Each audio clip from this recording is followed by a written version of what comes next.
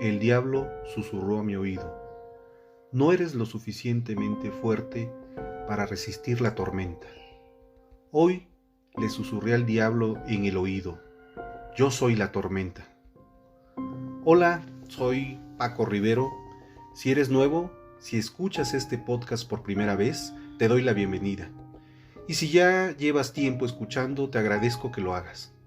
Recuerda que cada semana te compartiré mis ideas, mis pensamientos y experiencias personales sobre temas de la vida cotidiana, pero con un toque personal, que te hará ver las cosas de distinta manera, para dejar de actuar en automático y tomar las riendas de tu vida para elegir tu destino.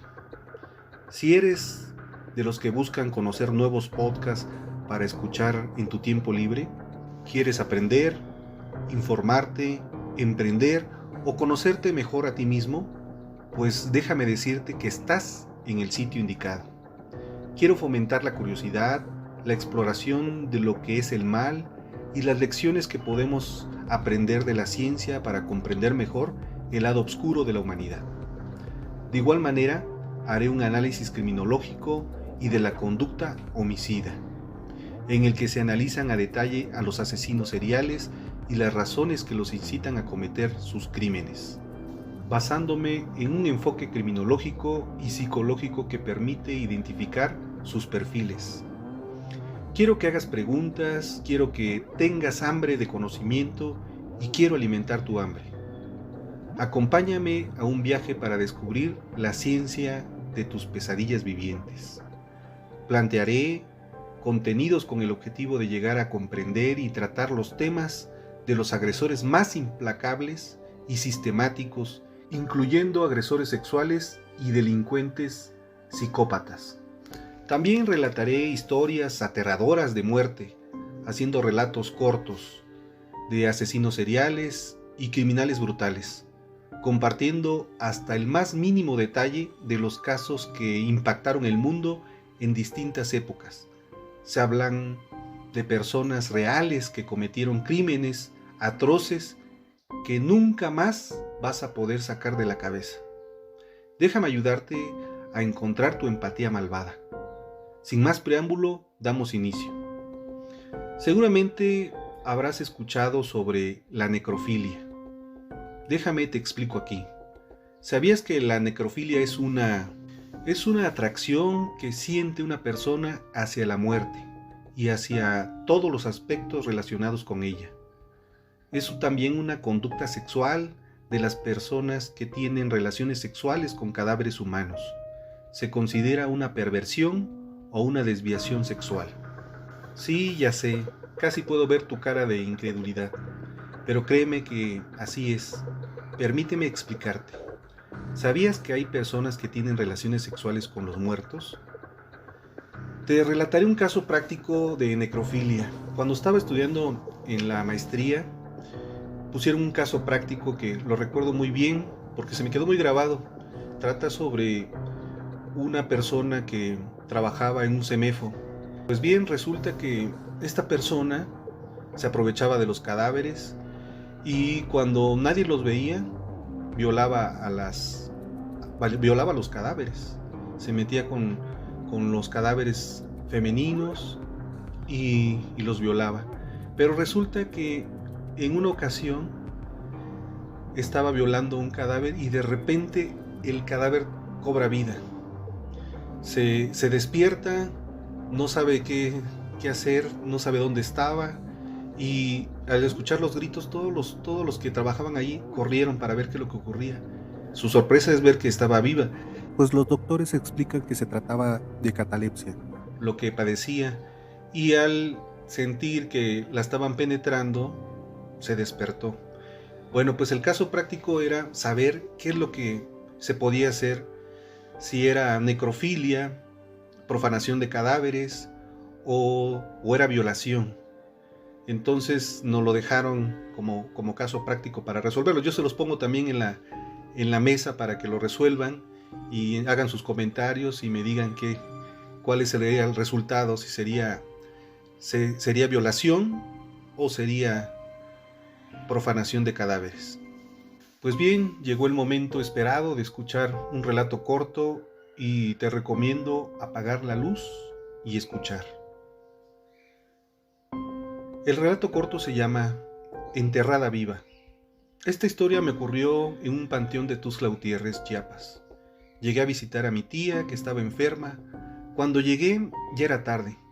Al llegar a su casa, ¿cuál va siendo mi sorpresa? Fue tanta mi impotencia al saber que ya había fallecido. Y fue aún mayor cuando mis primos me dijeron que ya la habían sepultado.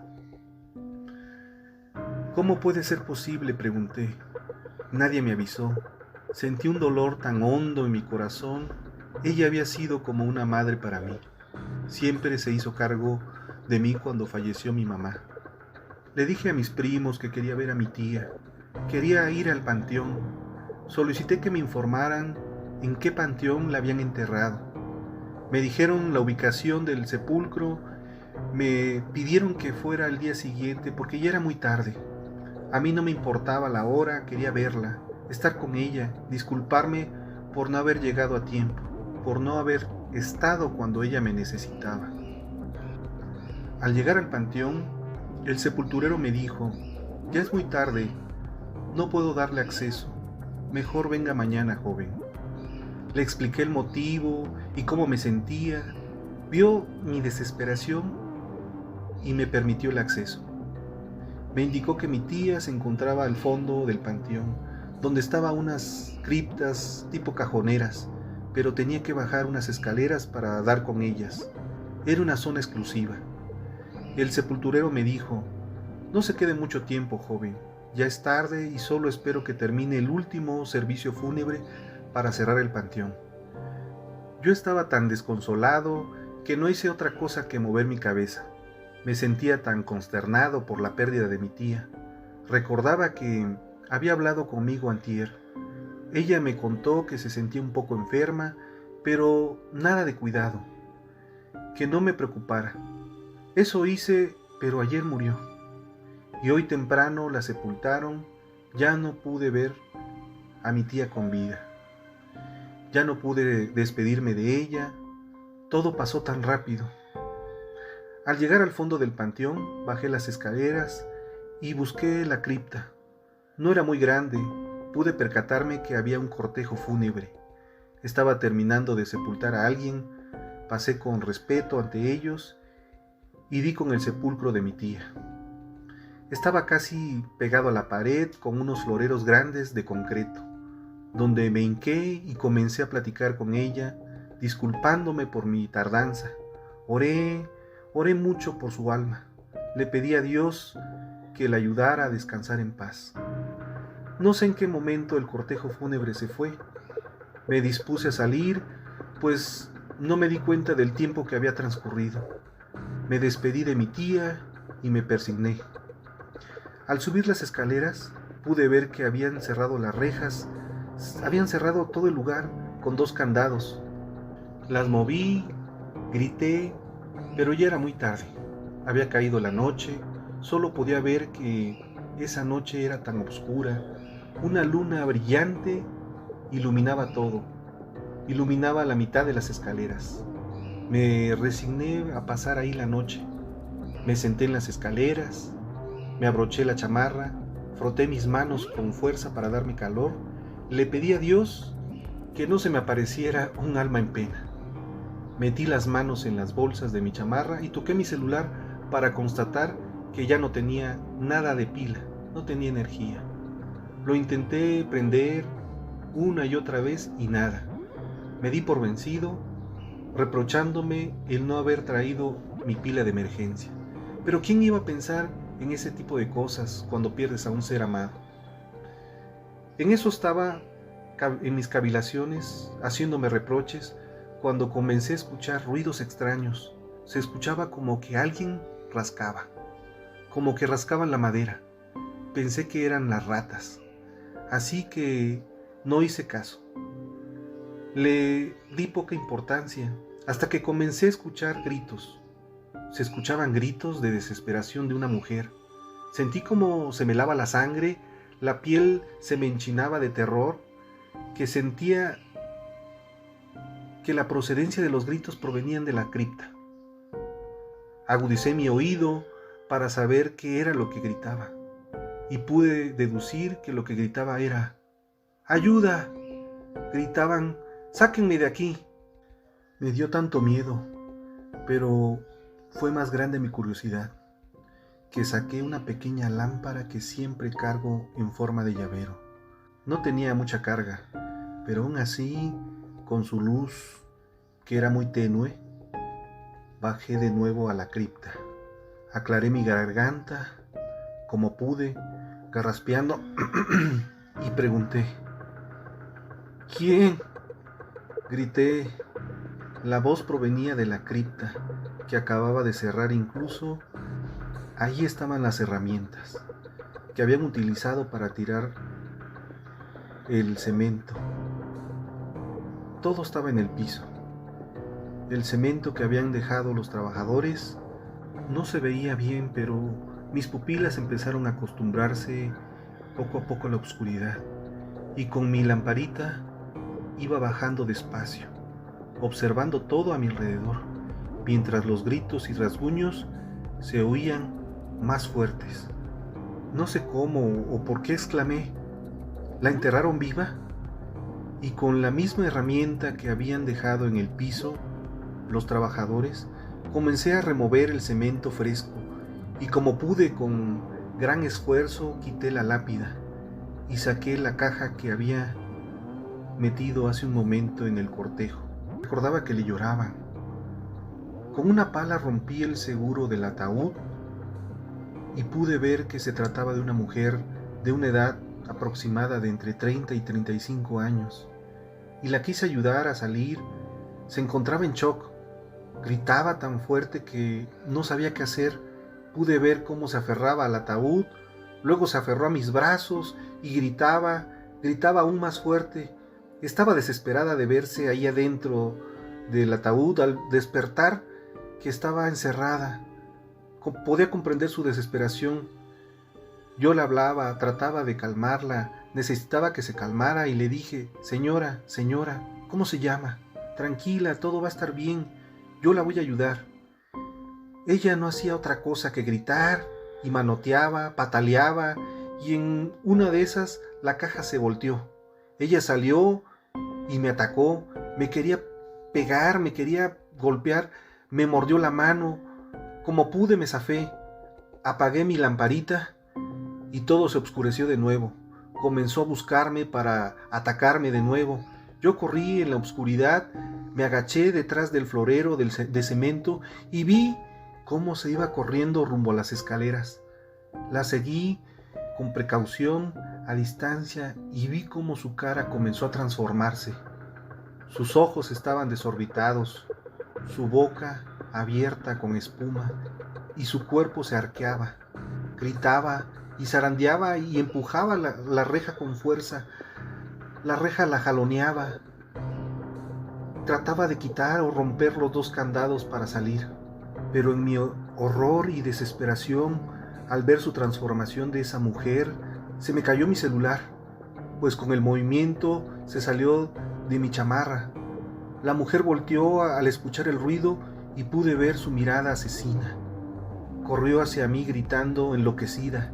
Comenzó a carcajearse. Yo comencé a correr aterrado hasta que tropecé con el ataúd tirado en el piso y caí. Como pude me incorporé de inmediato. A ella le pasó lo mismo y cayó junto a mí. Me apretó con sus manos el cuello y pude ver sus ojos, esos ojos inyectados de sangre, enloquecidos. Las órbitas de sus ojos estaban desencajados. Me gritaba mientras me ahorcaba con sus manos. Al mismo tiempo se reía. Algo dentro de mí me decía y pensaba y trataba de explicar todo lo que estaba ocurriendo. Solo sabía que aquella mujer había perdido la razón, tal vez por la impresión de verse enterrada viva. Fue tal la impresión que se desquició, pensaba, y yo estaba ahí sufriendo de asfixia porque esa mujer que estaba muerta o dando por muerta, y que yo, por querer salvarla, la desenterré, y ahora estaba sufriendo sus ataques de locura.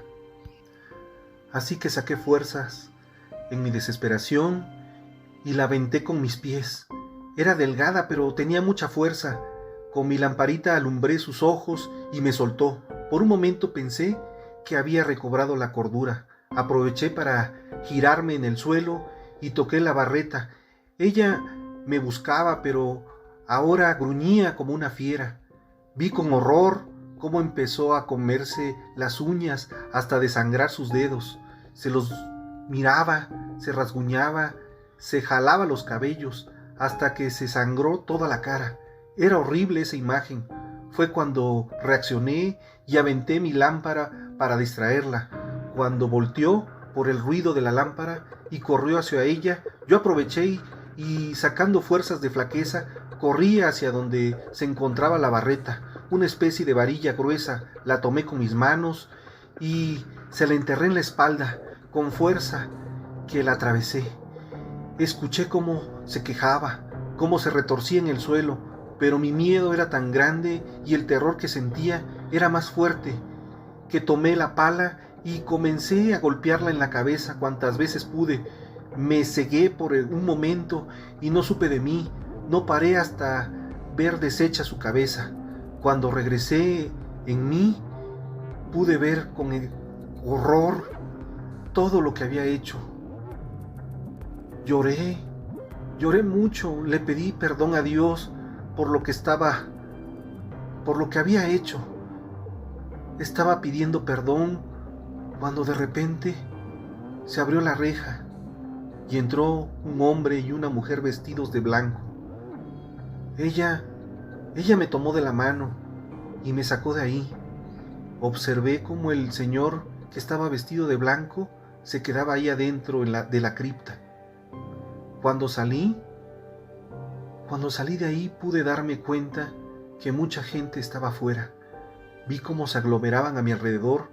Pensé que seguramente habían escuchado los gritos de terror, los golpes, y por eso vinieron al panteón. Y comencé a pensar, ¿me van a linchar o meter preso? Mi cabeza me estaba dando vueltas, tantas vueltas. Sentí como todo se ponía oscuro y de repente me desmayé. Cuando volví en mí, sentí como alguien me hablaba. Oye, muchacho, reacciona. Y me movían y me daban de cachetadas hasta que desperté. Me pude percatar que era el sepulturero, que ya era de día. Ya no había nadie más que él y yo en el panteón. Te has de ver perdido, muchacho. Mira que quedarte aquí. Yo estaba sobre una tumba que decía, Madre mía, María. El sepulturero me dijo, seguramente la Madre María te cuidó. Pasaste aquí toda la noche. Yo no podía articular palabra. Pude percatarme que estábamos a unos pasos de la cripta. Y él me dijo, espérame a que abra estas rejas y te acompaño a la salida. Yo no quería entrar a la cripta. Se daría cuenta de todo lo ocurrido ahí adentro. Vería todo lo que había pasado. Vi cómo abrió los dos candados de la reja y entró. Yo iba detrás de él y asombrado, me quedé estupefacto al ver todo en orden. Pude haber pensado que fue un sueño, pero mi celular y mi lamparita estaban tirados ahí. Con cuidado los recogí y salí de ahí, sin temor y sin remordimientos. Al pasar por la tumba donde me encontró el señor, el sepulturero, me contó una historia. Mira, muchacho, ahí descansan los restos de doña María y don Carlos. Era una pareja muy querida en el pueblo. Eran muy bondadosos, siempre ayudaban a quienes de corazón se arrepentían de sus pecados. Y en verdad yo estaba muy preocupado por todo lo ocurrido. Podía jurar que lo había vivido, que no había sido un sueño, que ahí ocurrió todo lo que les he narrado. Sé que la habían enterrado viva y que yo la había matado. ¿Qué les pareció el relato corto, amigos? Espero que les haya gustado. Confieso que maté algunos sentimientos por ahí, pero fue en legítima defensa. ¿Desde cuándo la defensa es excesiva? La reacción es causa y efecto de la acción. Defenderse es un derecho, es un reflejo intrínseco de todo ser. Por lo tanto, frente al peligro de agresión, irrupción, violación física o de propiedad, ante cualquier ataque, toda defensa es legítima. Si la consecuencia de la defensa es más nociva que el daño causado por el atentado, podrá ser lamentable, quizás, pero seguramente no tanto como ver padecer a la víctima, inocente que no buscó ese destino. Después de todo, tendrá que cargar toda su vida con haber reaccionado, quizás por un impulso y sin mediar pensamiento, de un modo que jamás en condiciones normales hubiera elegido. Debieran revisar las leyes y su cumplimiento, mientras se contemple más los derechos humanos del delincuente que el del honesto, mientras gane más un planero que un trabajador, mientras prevalezca la mediocridad, seguiremos padeciendo las plagas de nuestra enferma sociedad. Y allí, con el agua corriendo de fondo, dijo en voz alta lo que siempre había guardado para sí. ¿Que qué demonios hice? Pues los maté a todos, por supuesto, se contestó a sí mismo molesto, sin saber que en realidad no estaba solo como pensaba. Con las prisas había olvidado un detalle importante, enganchado a la solapa de su traje. Es un fragmento de la novela Olor a muerte en Píos, de Beatriz Ossa, que habla de 4 cuerpos en las bolsas de basura, un crimen sin explicación y un asesino huido al otro lado del Atlántico. Esta es la crónica de una matanza contada en directo y de su investigación. Lectura que les recomiendo leer. A mí, en lo personal, me gustó mucho. Paga por el valor de las cosas. Diógenes de Sinope dijo que las cosas mejores se venden por muy poco precio. Y al contrario, Diógenes Laercio, Vidas y opiniones de los filósofos más ilustres. Puedes comprar un sillón de plumas con diamantes incrustados por casi $200,000. También es posible contratar a un asesino por $500. Recuérdalo la próxima vez que alguien insista en que el mercado decide el valor de las cosas. El mercado puede ser razonable, pero las personas que lo componen, no. Diógenes fue el fundador de la escuela del pensamiento cínica. Resaltó el verdadero valor, axia de las cosas, un tema persistente en el estoicismo y que tanto Epicteto como Marco Aurelio plasmaron en su obra. Es fácil perderse cuando las personas que te rodean gastan una fortuna en baratijas que no pueden llevar cuando mueran. Podría parecer una buena inversión para ti también, pero desde luego que no lo es. Las cosas buenas de la vida valen lo que valen. Las cosas innecesarias no valen la pena, sin importar el precio. La clave es precisar la diferencia. Citado en el libro Estoicismo cotidiano, de Ryan Holiday y Stephen Helsman. 366 reflexiones sobre la sabiduría, la perseverancia y el arte de vivir. Editorial Océano. Pero continuemos hablando del derecho penal. La legítima defensa, la defensa propia o autodefensa, es una causa que justifica la realización de una conducta sancionada penalmente, eximiendo de responsabilidad a su autor, y en caso de incumplirse todos sus requisitos, permite reducir la pena aplicable a este último. Los tipos de legítima defensa: existe la legítima defensa propia, la legítima defensa privilegiada y la legítima defensa de terceros. La finalidad de la legítima defensa es una causa eximiente de responsabilidad penal, necesaria para impedir o repeler toda agresión injusta de bienes propios o de un tercero. Los efectos de la legítima defensa es una causa eximiente de responsabilidad penal necesaria para impedir o repeler toda agresión injusta de bienes propios o de un tercero. Se habla de legítima defensa cuando se repele una agresión real, actual o inminente, sin derecho, en defensa de bienes jurídicos propios o ajenos, siempre que exista necesidad de la defensa empleada y no medie provocación dolosa suficiente e inmediata por parte del agredido o su defensor.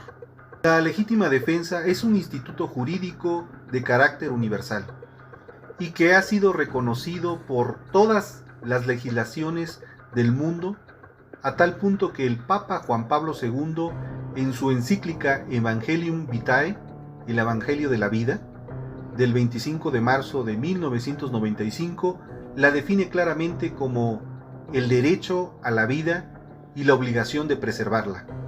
Y en cuanto a los derechos humanos, agrega que si se pone gran atención al respecto a toda vida, como lo es la del reo o agresor, con mayor razón debe tenérselos en cuenta si se trata de su víctima indefensa.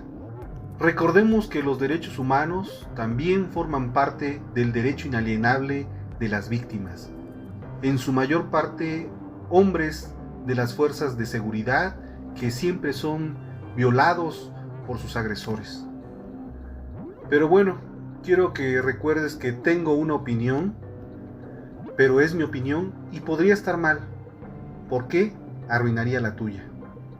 No se pierdan el próximo episodio, en donde hablaremos de la era medieval, etapa de la historia humana en que fue derramada sangre humana por manos de la Santa Inquisición, la peor pesadilla del mundo que tuvo que experimentar los peores horrores. Mucha gente inocente sufrió momentos infernales a manos de estos asesinos con una mente diabólica.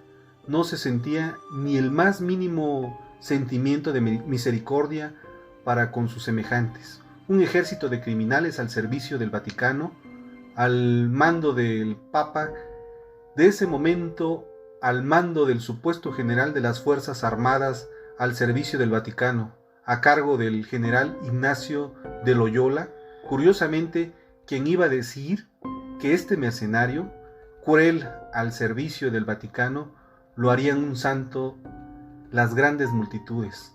Le honrarían colocándole en un pedestal al peor criminal. Pero bueno, de eso hablaremos en el próximo capítulo. Significaría mucho para mí si sigues, si comentas, si me compartes con tus amigos y, ¿por qué no?, también con tus enemigos. También asegúrate de dejar un comentario con ideas para el próximo capítulo, o si tienes algún consejo para mejorar mi podcast, te lo agradecería mucho. Le doy las gracias a todos los que me escuchan. Gracias por escucharme, por el apoyo que he recibido en este podcast. Realmente este apoyo ha servido bastante para seguir creciendo y para seguir creando nuevo contenido para ustedes. Espero sus comentarios. No me despido, solo les digo hasta el próximo episodio. Infinitas gracias y gracias por estar. Recuerda que quien convive con monstruos debe tener cuidado de no convertirse en uno de ellos. Mi nombre es Paco Rivero. Este es Un Asesino Entre Nosotros. Y nos escuchamos la próxima semana. Hasta entonces.